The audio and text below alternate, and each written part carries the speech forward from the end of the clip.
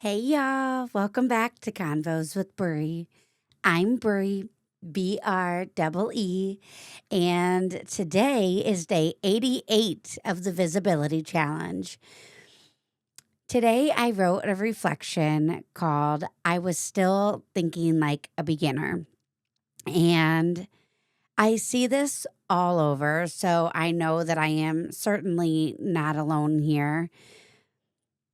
But there comes this point in healing where we get so good at self awareness and looking for our patterns and seeing other people's patterns and what needs to change and what we can try. And we get kind of caught up in the learning and the process of all of it that we actually sometimes forget to slow down and take a moment to allow ourselves to understand everything that has already changed.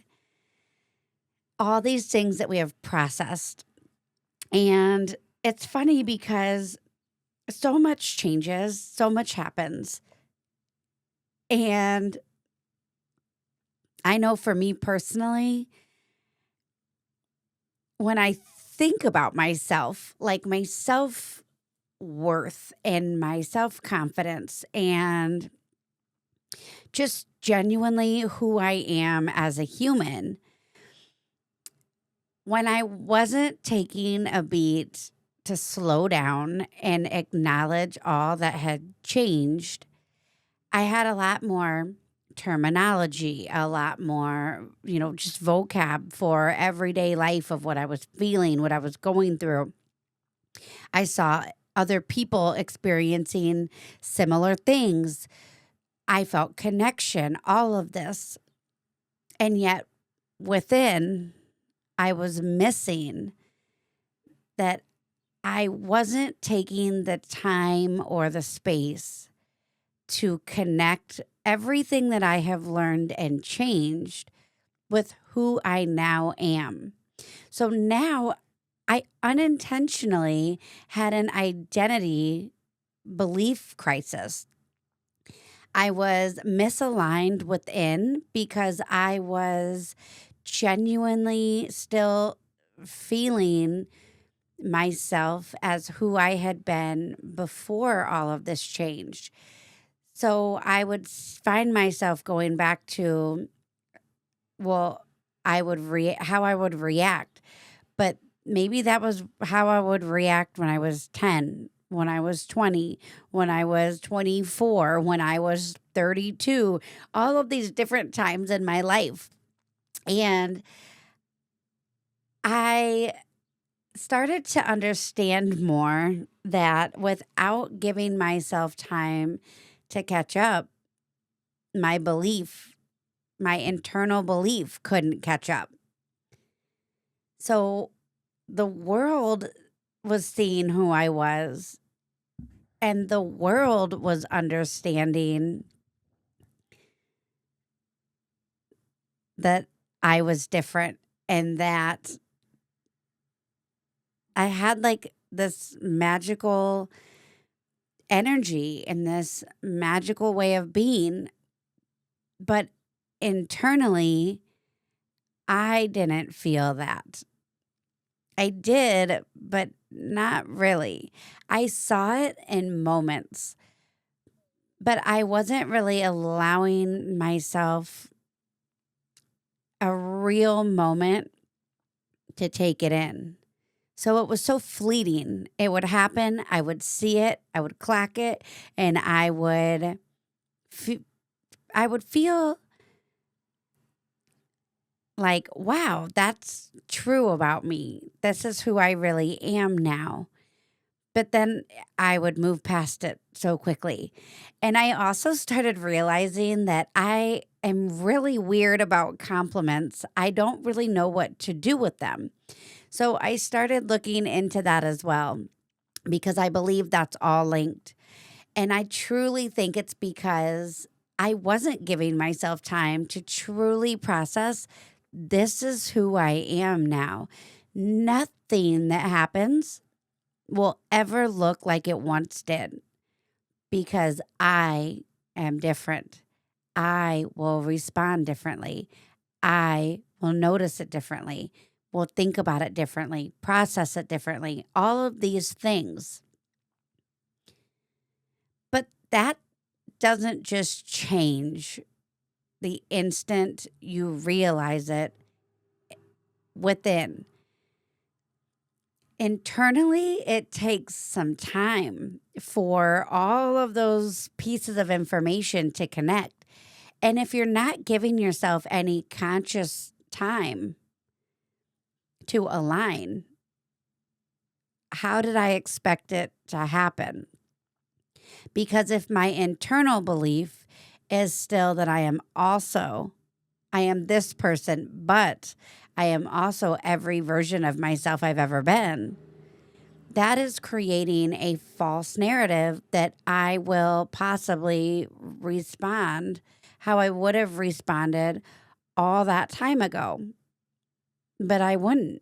And I have all of these examples that I could be sealing in and allowing myself to truly recognize the mountains I have moved, the fundamental pieces that I have applied to my life.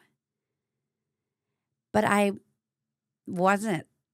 I was celebrating so quickly and then letting it pass. And if I was celebrating that moment at all, a lot of the time it just came and went so quickly that it never even landed.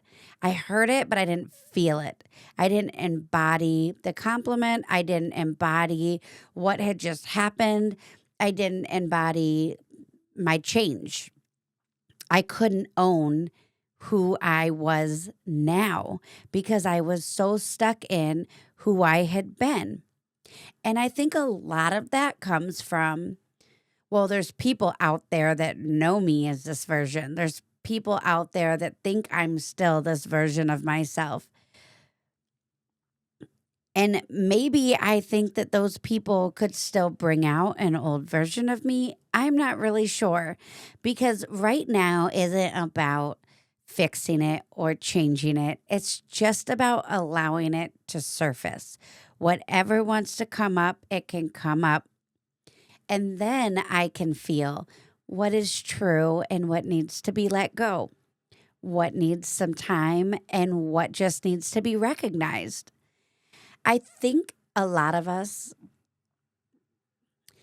I have a few friends that I've been chatting with that have recently been diagnosed with something like autism or some type of a learning disability or a social disability or whatever it looks like. I don't really know if you would how you would title that, but labels aren't really my thing, but they to me, that is not who they are. It is a piece of who they are.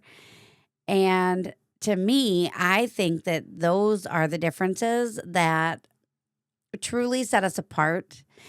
And we all do things differently. So the more we can communicate about our differences, the more we expand, we understand, we start to learn together, we connect together.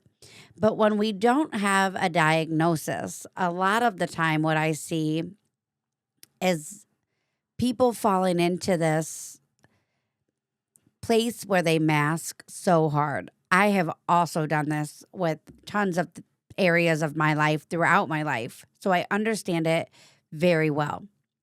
But we start to mask and we hide some of the best parts about ourselves because we had poor experiences along the way with people who didn't want to get to know us, who didn't find this unique, wonderful place about us wonderful at all. And they felt the need to let us know why they didn't like this about us and how we needed to change to get in line and follow what the rest of society was doing. And I think that's where a lot of things got super off track. We should never want to be the same as anyone else. We shouldn't want to fit in. We should want to stand out. We should want to be different. But that is not how the world was. It's definitely more in that direction, I feel now, than it was growing up. But there's, issues in every era. So I'm not saying this is perfect by any means either, but we're definitely getting a lot more knowledge around our differences. But I don't look at these as now you have a diagnosis. Now it's about fitting into that box. Because I see a lot of people do that. Now they're looking for their people, the people that they are like, the people that can explain themselves to them. And I truly think that just feeling uncomfortable in our own skin creates a limiting belief around who we are that really takes over our foundation of what we believe about ourselves. So then when we start to make all these changes and we get all of this language, maybe it's a diagnosis, maybe it's just you see something that you're like, "Oh my gosh, I'm checking every box.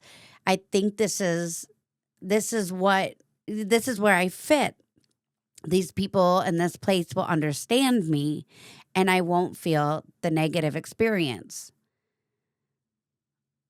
Well, that doesn't really happen because when you're two alike, sometimes that doesn't vibe well either.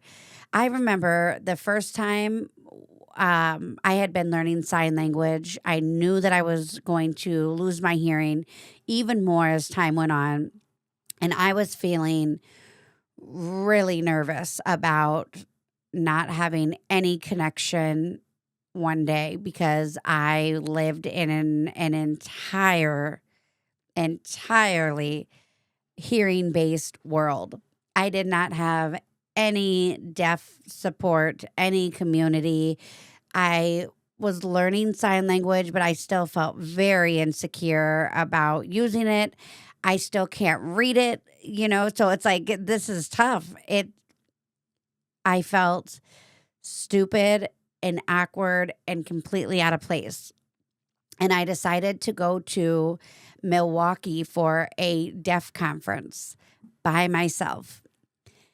But I had reached out and they told me that there was captioning. So I could have a machine that would provide captioning for me. And I was so excited. Well, I got there and I checked in and I was able to use some sign. I was able to communicate. I was feeling really good about this endeavor. And then 10 minutes before it starts, they tell me, here's your captioning machine, but it's not working. Hopefully, we get it worked out before or during the presentation. And it didn't. Of course, it never got itself worked out. So I instantly felt defeated. I instantly wanted to cry and wanted to run away and wanted to just succumb to the defeat and just woe was me and run right back to my victim mentality and all of it. And I sat there and I took a breath and I said, you know what? I'm here. Let's just see what I can pick up. And I picked up quite a bit. I wasn't like forming full sentences, so I was not getting the information that I needed or that I wanted in signing up for it. But I started to feel gradually more comfortable in the experience. And then I remembered I went to a restaurant before this and had breakfast and read a book for hours by myself. That was not something that I really did until that moment. I was on a trip in a different state by myself, going to a deaf convention where I did not feel comfortable at all, but I knew I wanted to experience it. And I was extremely proud of myself for staying. I ended up meeting a few people. I ended up having genuinely a very uncomfortable but very healing experience. And it showed me that I could do a lot more than I realized. And it gave me a good insight to if I needed to go that route, if I wanted to continue building, I could. And I would find my way, and the discomfort would lessen with each experience. And as time went on, it was a good check in. It was a good reminder that things can feel really unknown. And we can lose who we actually are because our thoughts are tricky and our feelings, our emotions are tricky. They can trick us anytime they want, at any moment they decide to, into thinking less about ourselves. And they can trick us into thinking we haven't really done that much when we have done a lot. But I had that whole drive back from Wisconsin to really seal in how important that moment was. Normally in my day to day, I don't have that. It happens so quickly and then we move on. And I see a lot of my friends that have, they're coming into new information and they're learning, and they also ebb and flow between feeling exhilarated and excited and feeling stuck because the information isn't all we need. It's also allowing ourselves daily moments to really connect with who we are now, who we are right now. It's getting in the mirror and allowing yourself to see yourself, to connect with yourself, to visually be able to process. This is who I am. This is what I look like in this body, in this home. This is how I act, how I think, how I respond, what I do. This is who I am right now, present moment, not past, not future, right now. And we deny ourselves these moments. We make excuses for why we can't get in the mirror for 30 seconds a day, for 1 minute a day. We have 24 hours and we won't take 30 seconds to just look in the mirror and say, this is who I am right now. This is what I like. This is what I see. This is what has changed. What are we running from? What are we so afraid of?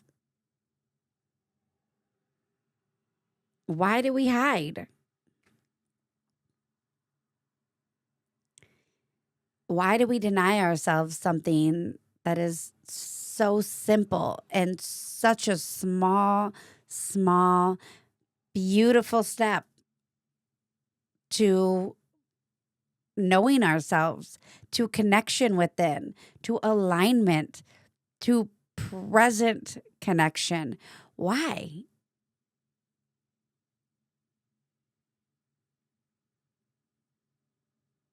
And instead of taking that 30 seconds, we scramble for more information. We We keep searching on the outside for what we can only find within.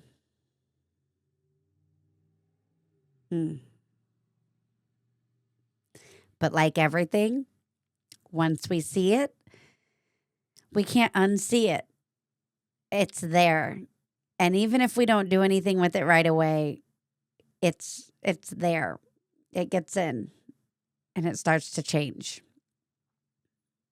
I hope today all of us, self included, allow ourselves the time and the space to process how truly magnificent and beautiful we are, our journeys are, how every piece of this has been for something. I hope we see how much we've grown, how much we've changed, experienced, and we find a way to connect some self-love, self-satisfaction, self-awareness to our belief of who we are, of what we are right now. And I hope you find love for all that is right now. All right, y'all. We're wrapping day 88. Pop on over to Convos with Bree. Read the full reflection that inspired this convo. This one today is the one that is called I Was Still Thinking Like a Beginner. And there's some great reflection questions at the end. You can also answer the ones that I gave you right here.